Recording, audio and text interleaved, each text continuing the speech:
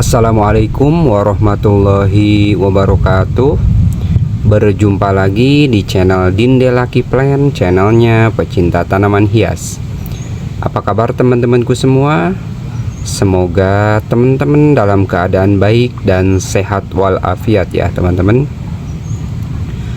Oke teman-teman, pada kesempatan video kali ini saya mempunyai tanaman Sansevieria jenis Samurai Dwarf Variegata ya teman-teman ya. Samurai Dwarf Variegata termasuk salah satu jenis Sansevieria yang harganya stabil ya teman-teman ya. Si Samurai Dwarf Variegata ini performnya kalau sudah besar ngipas ya teman-teman ya. Dan dia kukunya agak tajam tapi enggak setajam pingui ya. Pingui tajam banget ya teman-teman ya. Ini saya mempunyai contoh yang agak besar seperti ini ya teman-teman ya. Si Samurai Dwarf udah mulai agak-agak ngipas ya teman-teman.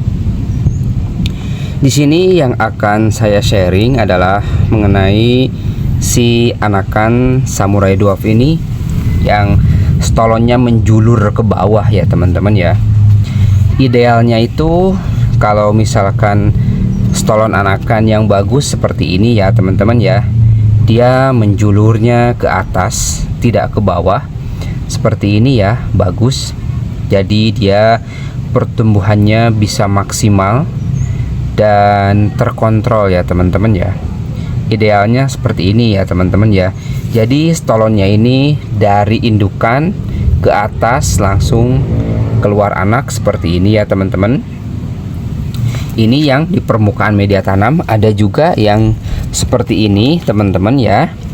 Jadi ini indukan, anakannya stolonnya di bawah tapi tetap dia keluar ke permukaan muncul seperti ini.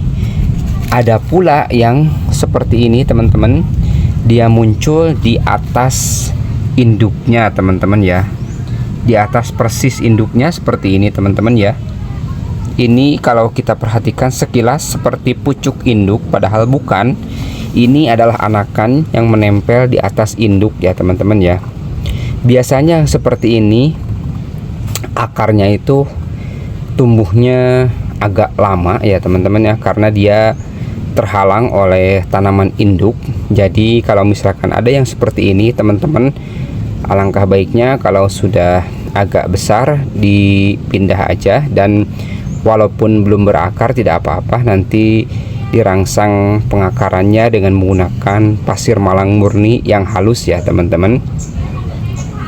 Seperti ini ya teman-teman, tidak sedikit Sansevieria yang beranak di atas daun induk seperti ini teman-teman ya. Nah, yang jadi masalah di sini adalah stolon induk yang menjulur ke bawah seperti ini teman-teman ya. Ini karena kurang kasih sayang, kurang perhatian ya teman-teman ya. Mungkin kemarin saya kurang fokus, jadi tidak terkontrol ya teman-teman ya. Setelah saya perhatikan, ternyata si stolon ini sudah menjulur ke bawah seperti ini, dan ini kelihatan sudah menonjol di sini teman-teman ya. Si calon ininya, anaknya ini di sini. Untung saya menggunakan pot yang elastis, jadi kelihatan ya, tertera jelas seperti ini. Jikalau menggunakan pot yang kaku, maka tidak akan terlihat seperti ini.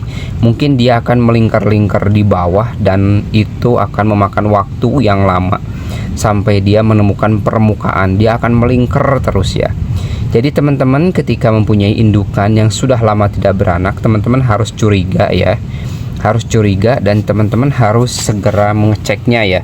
Apakah itu dengan meremes-remes pot seperti ini jadi kelihatan yang menonjol ya, ataukah dengan membongkarnya agar posisi stolon kelihatan ya teman-teman ya. Stolonnya seperti ini kan sayang teman-teman kalau misalkan udah dijadikan induk, tiba-tiba dia proses penganakannya lama. Udah gitu pertumbuhannya lama, proses beranaknya juga lama teman-teman, sayang waktunya ya. Jadi teman-teman harus aktif melihat-lihat, mengecek tanamannya ya teman-teman ya. Nah seperti ini, apa yang harus dilakukan jika si indukan mengalami stolon anak yang menjulur ke bawah seperti ini? Nah, kalau saya biar si indukan ini tetap jalan dan tidak stres, karena saya menggunakan pot yang elastis seperti ini, maka saya akan melubanginya teman-teman ya. Mungkin jika teman-teman menggunakan pot yang sedikit agak keras, dengan teksturnya agak keras, teman-teman akan membongkarnya si indukan ini dan memposisikan stolon ke atas permukaan ya teman-teman ya. Bagaimana caranya agar si stolon tidak melingkar-lingkar di bawah ya. Kalau saya sih ini udah kelihatan ya, udah kelihatan, dan untungnya di sini saya menggunakan pot yang elastis, jadi saya cukup melubanginya saja ya teman-teman ya. Kalau tidak dilubangi maka dia akan seperti ini terus melingkar-lingkar teman-teman, tidak akan tembus ini di dalam pot terus ya.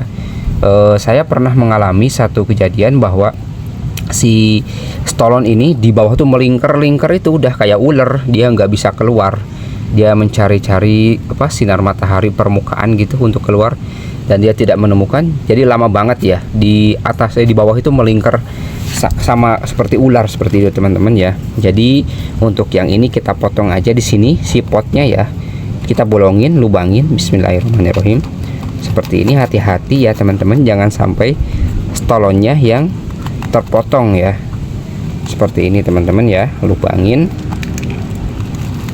Nah, saya sih kalau buat indukan seringnya menggunakan pot yang elastis seperti ini teman-teman ya. Karena apa? Selain keuntungannya yang elastis, juga ini sangat enak ya, gampang dipindah-pindahinnya juga. Kalau untuk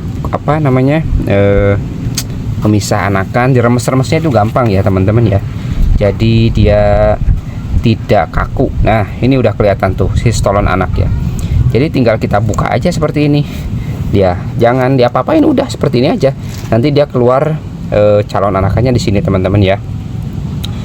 Sudah seperti ini ya udah, biarin aja teman-teman. Jangan sampai menyabut induk, gak usah dicabut, biarin aja seperti ini. Udah kita rapikan seperti ini, dan ini biarkan setelah seperti ini di kepanasan, nggak apa-apa. Kita taruh lagi di tempat yang biasa dia ditaruh ya. Misalkan dia di tempat yang panas biasanya, ya udah taruh lagi aja di situ, nggak apa-apa teman-teman.